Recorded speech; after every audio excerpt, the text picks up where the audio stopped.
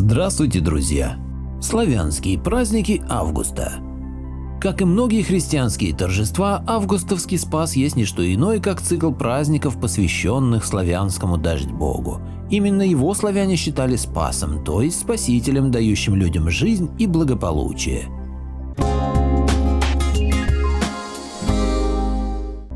Первого августа – Медовый Спас. 1 августа череда праздников начиналась первым Спасом – Медовым, иначе Маковеем или Спасом на воде. Накануне в каждом доме хозяйки собирали маковейный цветок – букет растений, каждая из которых служила оберегом для какой-либо стороны славянской жизни. Калина увеличивала девичью красоту и нежность. Рута и ноготки защищали от болезней, колоски овса обещали обильный урожай. Мята благоприятствовала миру и покою в доме.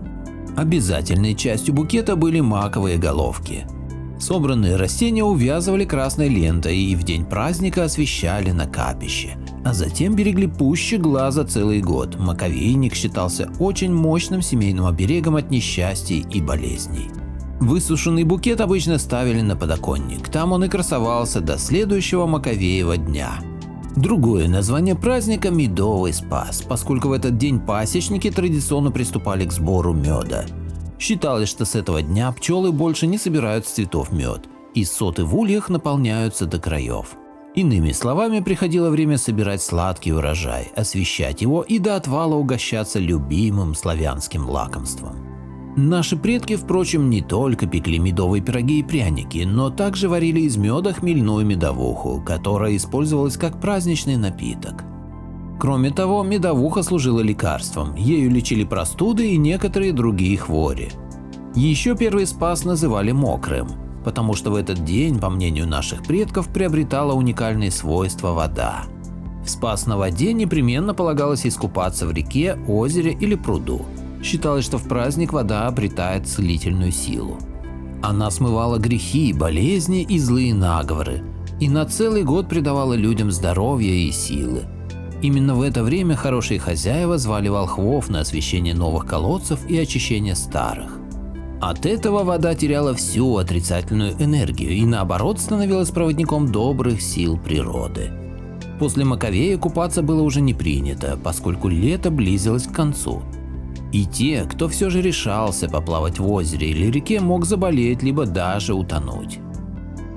6 августа – Яблочный Спас. 6 августа на славянские земли приходил второй Спас – Яблочный, он же Большой. Интересно, что до этого дня в славянских общинах запрещалось есть любые фрукты и овощи, кроме огурцов. Зато со дня Яблочного Спаса наступало время лакомиться всем, что уродили сады и огороды. Правда, до этого урожай приносили волхвам для освящения. На столах в капище раскладывались собранные плоды. Волхвы приносили матери земле благодарность за плодородие и благословляли фрукты и овощи. Часть урожая члены общины жертвовали нищим, откуда и произошла поговорка «на второй Спас и нищий яблочко съест». Считалось, что хозяева, которые не поскупились отдать часть плодов неимущим, в следующем году непременно соберут обильный урожай. В день Яблочного Спаса готовилось множество блюд из яблок, с ними запекались утки, гуси и курицы, их томили в печи с медом, пекли разнообразные пироги. С этого дня у женщин начиналась настоящая яблочная страда. Сочные плоды хозяйки заготавливали впрок всеми доступными способами – сушили, вялили, замачивали, квасили. Со вторым Спасом в народе связывали надежные приметы – природные и человеческие. Существовало, например, поверье, что если в этот день откусить кусочек яблока от первого урожая и загадать желание, загаданное обязательно сбудется. Верили славяне и в другую забавную примету. Если в день праздника человеку на руку дважды сядет муха, то его ожидает необыкновенная удача в жизни. Надо полагать, мухи в день второго Спаса были в безопасности как никогда. Природные приметы касались в основном будущих холодных месяцев. Например, если на Яблочный Спас стояла жара, ожидали малоснежные зимы. А если лил дождь, наоборот опасались, что деревни и поля завалит по самые крыши. После второго Спаса ночи делались холодными, близилась осень, и пословица предупреждала: «Пришел второй Спас, бери рукавицы про запас». Недаром этот день называли также осенинами, ведь он еще приближал окончание теплых летних деньков. 17 августа – Ладина-Полетие. 17 августа начиналось Ладина-Полетие, дни, когда славяне чествовали матушку Ладу, Пречистую Матерь Землю. К Пречистой община должна была закончить сбор урожая и приступить к севу озимых, потому что земля уже готовилась к холодному времени и крепкому зимнему сну. А до того, как Мать-Земля уснет, нужно было поблагодарить ее за подаренный урожай. Жрецы в эти дни проводили ритуалы благодарения земли, удивительные для современного человека. Ей исповедовались в помыслах, каялись за кривду, если такая была допущена, катались в утренней росе, освещаясь мощной силой матери Лады. Недаром женская богиня Лада и Мать-Земля объединялись в сознании наших предков, ведь одна из них символизировала женскую плодовитость, а другая – вечно возрождающиеся силы природы.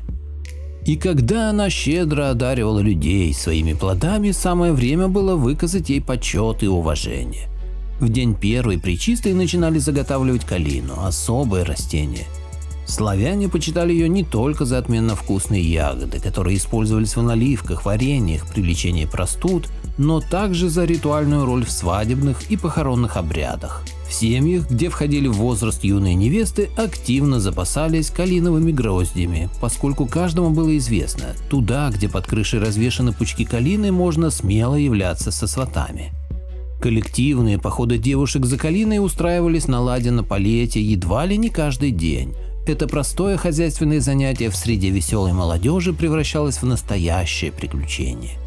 Придя в лес, девицы находили первый калиновый куст и принимались водить вокруг него хороводы, петь и играть.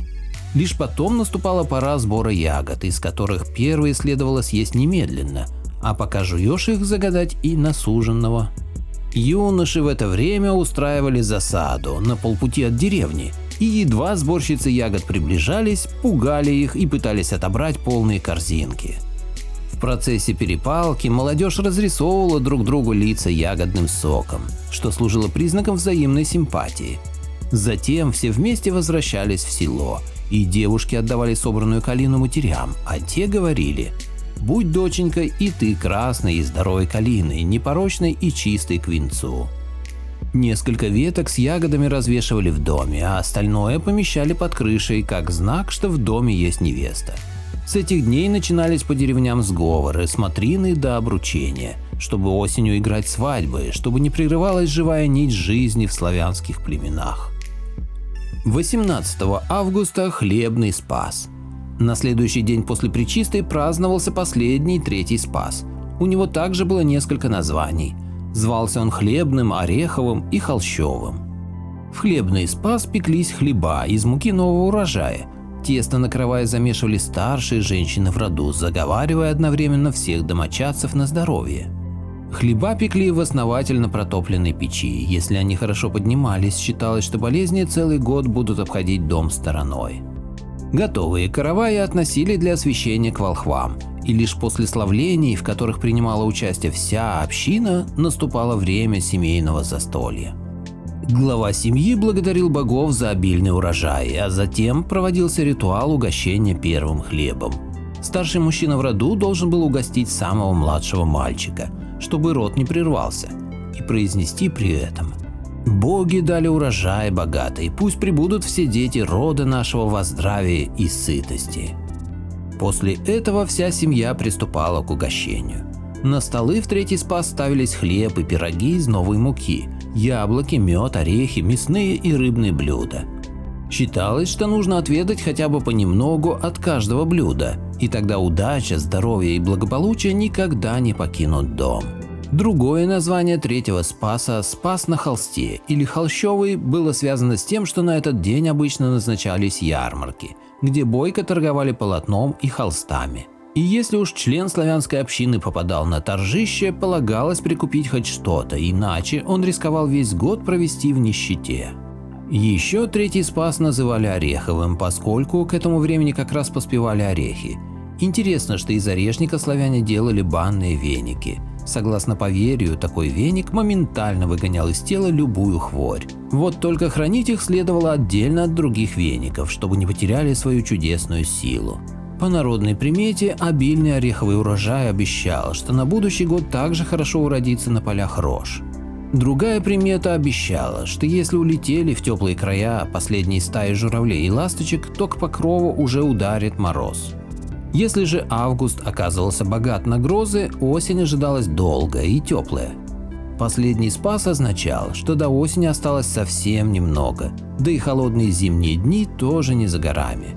Автор статьи Екатерина Кравцова.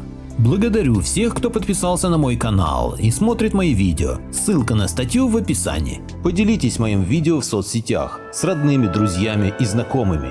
Люди имеют право знать все точки зрения. Всем спасибо за внимание, буду рад вас видеть на своем канале снова.